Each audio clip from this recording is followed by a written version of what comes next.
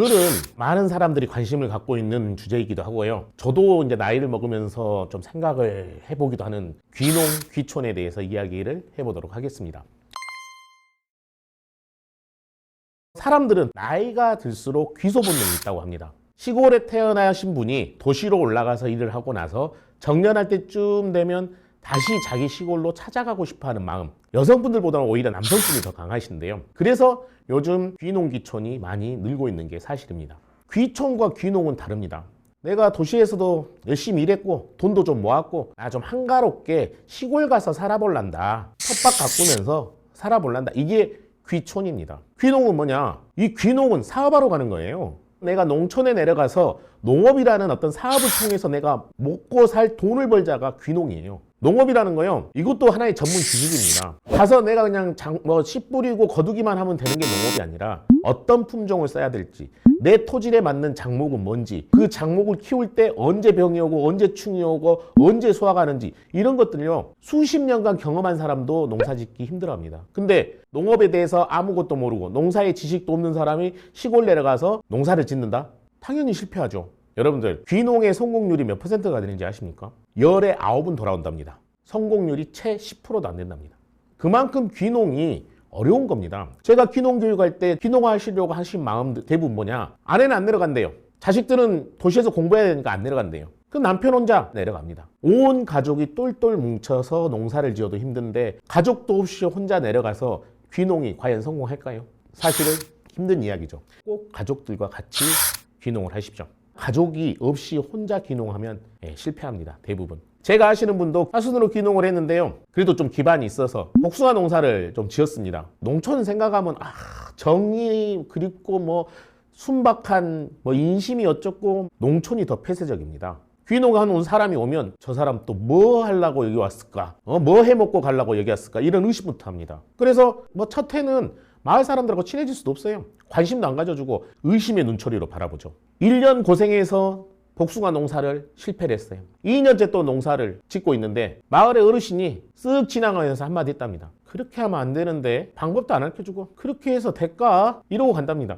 3년째 되니까 그건 그렇게 하지 말고 요렇게 해야 돼라고 가르쳐준답니다. 3년째 되니까 사람들이 이 사람 진짜 귀농하러 왔구나, 관심을 두더라는 겁니다. 그러니까 여러분들, 1년은 사람들이 배척하는 그런 기운 속에 살아가셔야 돼요. 그래서 귀농을 할 때 첫 번째, 기반이 있는 곳으로 가라. 기반이. 정말 귀농을 하려다 그러면 내가 사는 곳 가까운 곳이 아니라 기반이 있는, 나의 친척이 예를 들어 고흥에 있다, 내 부모님이 고흥에 사신다, 아니면 친구들이 농사를 짓는다, 그러면 그쪽으로 가야죠. 그래야지 도움을 받을 수 있는 겁니다. 농촌에 가서 도움 없이 성공하기는 정말 힘들어요. 두 번째, 여러분들이 작물 선택을 잘해야 됩니다. 나는 특이한 백향과를 재배를 해볼란다, 커피를 재배해볼란다, 그렇게 특이한 거 해도 되죠, 팔로만 있다면. 근데요, 그런 특이한 작물은 지원이 없어요. 예를 들어 봉사 쪽은 다 딸기 하는데 자기만 들어가서 토마토 한다고 해봐요. 딸기 관련해서는 지원이 많은데 토마토 관련해서는 지원이 없어요. 그러면 내가 내려가고 하려고 하는 그 지역에 주작목을 해야죠. 주작목. 그래야지 지원이 되죠. 작물 선택을 잘해야 되고, 세 번째 뭐냐? 독불장군으로 가서는 안 돼요. 대기업에서 나 그래도 임원까지 했어, 영업사원, 영업팀장까지 했어, 나 뭐 했어. 도시에서는 그렇게 했죠. 도시에 있던 자기의 기반은 하나도 없어요, 시골에는. 근데 그런 사람들이 어떤 생각을 갖고 하냐? 농촌 사람을 무시하고 나보다 좀 못 배우고 자기 아래 이라고 생각을 하고 내려가시는 분들이 대부분 실패합니다. 도시민들이 농촌에 귀농하잖아요. 더 바보가 돼요. 농업에 대해서 전혀 모르니까요. 지역 공동체라는 것에 대해서 생각을 안 하니까 가서 왕따가 되는 거예요. 마을에 들어와가지고 1, 2년 봉사한다는 마음으로 농촌에서 살아간다면 농민들이 그때서야 마음을 열어줄 겁니다. 귀농을 하게 되면 여러분들이 지원받을 수 있는 몇 가지 정책 사업에 대해서 이야기를 해드리겠습니다. 귀농 관련해서 궁금한 게 있으면 각 시군 농업기술센터에 귀농 지원센터가 다 있습니다. 그 지원센터 먼저 찾아가서 어떠한 사업들이 있는가 알아보고, 귀농을 하기 위한 조건들, 그리고 내가 받을 수 있는 사업들, 내가 안건 받을 수 있는 땅이 있는지 다 미리 확인하시고 교육 받으시고, 그리고 귀농을 하십시오. 내가 귀농을 한다, 100시간 의무교육은 꼭 받으세요. 의무교육 없이 내려가면 아무런 지원을 못 받습니다. 귀농 관련 기술센터에서 다 교육하거든요. 요즘은 온라인에서 다 교육합니다. 100시간을 채워서 내려간다면 귀농 자금 2억까지는 융자를 해줍니다. 그리고 귀농에서 살 집이 있어야 되잖아요. 주택을 지으면 정부에서 4천, 농협에서 4천, 본인 4천에서 한 1억 2천을 가지고 집을 지을 수가 있습니다.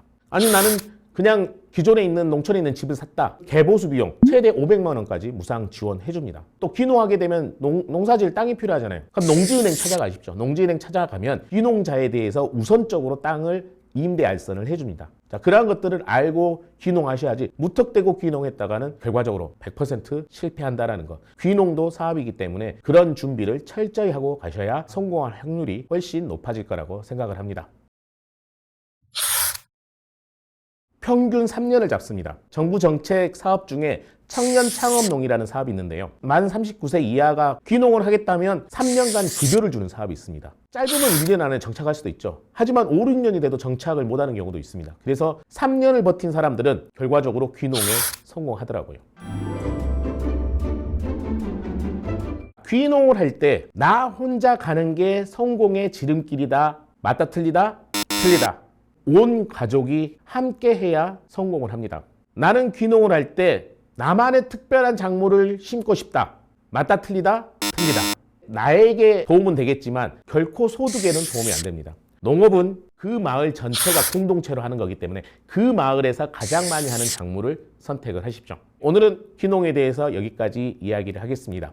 이 컨텐츠가 귀농을 계획하고 귀촌을 계획하신 분들에게 도움이 됐다면 좋아요, 구독, 알림을 꼭 눌러주시기 바랍니다. 이상으로 마치도록 하겠습니다.